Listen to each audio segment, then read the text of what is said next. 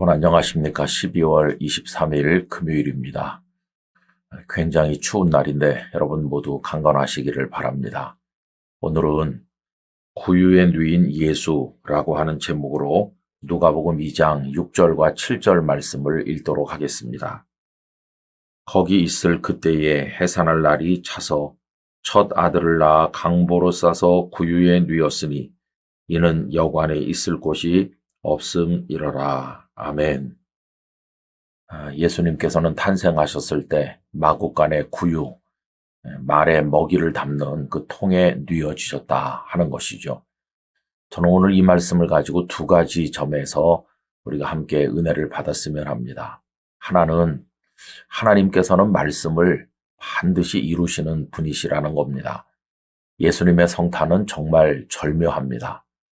왜 그러냐 하면 구약성경 미가서 5장 2절에서 예수님께서 베들레헴에 탄생하신다 하는 게 예언되지 않았습니까? 메시아께서 베들레헴에 탄생하신다. 근데 그게 성취되는 게 쉬운 일이 아니지 않습니까? 로마 황제 가이사가 모든 사람들이 고향에 가서 호적하도록 명령을 내렸고, 그래서 요셉과 마리아도 나사렛을 떠나서 베들레헴으로 가게 되었는데, 그때 이미 마리아가 잉태해서 만삭이 거의 다 된 것이죠.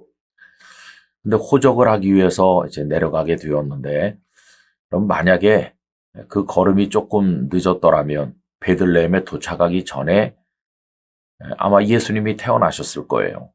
혹은 걸음이 조금 빨랐더라면 베들레헴에 가서 호적을 다 마치고 돌아가는 중에 예수님께서 탄생하셨을 거예요. 만약에 그렇다면 미가서 5장 2절에서 예언된 베들레헴에서 나실 것이라고 하는 예언이 이루어지지 못하는 것이죠.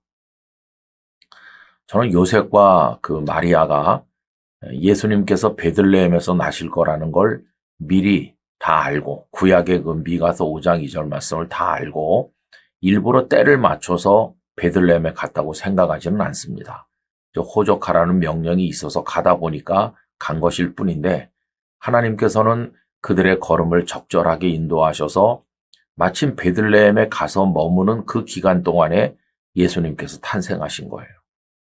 여러분, 이렇게 해서 구약 성경의 예언이 성취되게 하신 겁니다.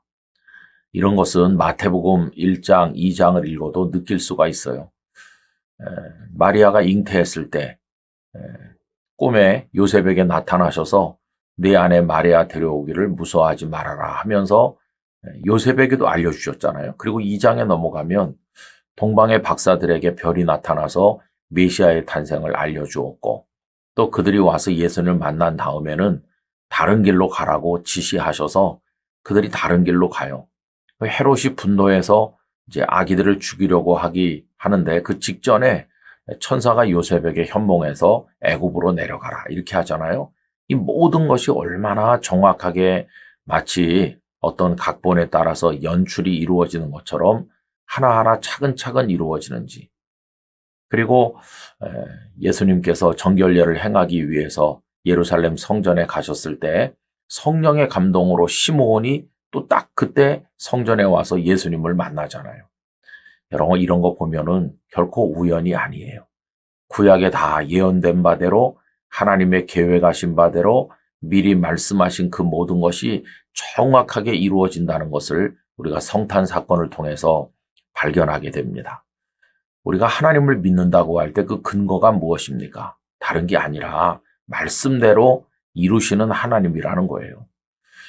그래서 하나님의 말씀이 반드시 이루어지기 때문에 우리는 요한복음 3장 16절도 반드시 이루어질 줄 믿고 있는 것이죠.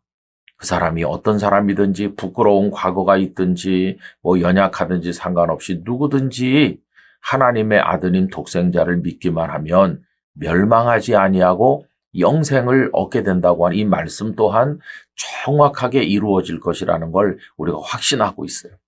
말씀이 이루어질지 안 이루어질지 나는 모르겠다. 그럼 하나님 믿을 수가 없는 것이죠. 그런데 하나님 말씀 반드시 이루시는 분이십니다. 그게 우리 믿음의 근거가 되고 있다는 것이죠. 여러분, 이 사실을 오늘 이 말씀을 통해서 생각하기를 원하고요. 또 오늘 구유에 누워지신 예수님의 이야기를 통해서 한 가지 우리 마음에 새길 것은 예수님은 가장 낮은 곳에 나셔서 누워지셨다는 것이에요. 겸손한 예수님을 의미하는 것입니다. 왜 예수님께서는 위대한 왕의 모습으로 군림하듯 임하지 않으시고 그렇게 낮은 자리에 누우셨을까요?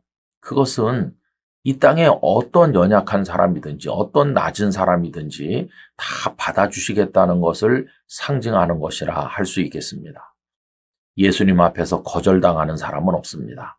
예수님께서는 죄인도 연약한 사람도 사회적으로 신분이 낮은 사람도 다 받으셨어요. 세리와 창기도 예수님께서는 물리치지 않으셨어요.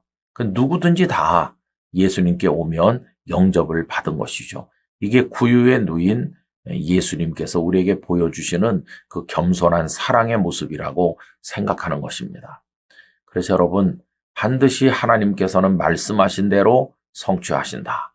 그리고 그 메시아는 가장 낮은 자리에 오셔서 누구든지 다 영접하시고 받아주신다. 이걸 생각한다면 우리 그 말씀을 확실하게 믿으면서 우리를 받아주실 주님을 향해 나가야 되는 것이죠. 그리고 주님을 믿고 주께서 우리에게 주실 큰 구원의 은총을 경험해야만 될 것입니다. 여러분, 오늘 하루도 우리 주님을 향해 그런 마음으로 나가기를 원합니다. 구약 성경, 신약 성경에 일관되게 예언된 우리를 향한 하나님의 구원의 계획이 성취되는 그날, 우리 모두 어떤 사람이었든지 상관없이 용서를 받고 하나님의 위로를 받고 영원한 천국의 승리를 거두기를 진심으로 기원합니다. 엄동설안에 하나님께서 우리의 마음을 하나님의 사랑으로 따뜻하게 채워주시기를 간절히 기원합니다. 아버지 하나님, 구약의 말씀이 정확하게 이루어져서 예수님께서 베들레헴에 나시고 구유에 누워지신 것처럼 앞으로도 모든 말씀은 분명하게 성취되어 예수님을 믿는 모든 사람이 멸망치 아니하고 영생을 얻게 될 줄 믿습니다. 이 믿음을 분명히 가지고 전진하게 하여 주옵소서. 뿐만 아니라 예수님께서는 가장 낮은 곳에 나셔서 구유에 누워지셨는데 그 누구도 거절하지 않으시고 못나고 연약하고 부정한 사람을 다 받아주신다는 것을 알고 우리 구주 예수님의 품에서 안식하게 하여 주시옵소서. 세상에서는 때로 거절당하고 슬픔의 눈물을 흘린다 할지라도 주님 품에서 환영받고 사랑받게 하여 주시옵소서. 예수님의 이름으로 기도하옵나이다. 아멘.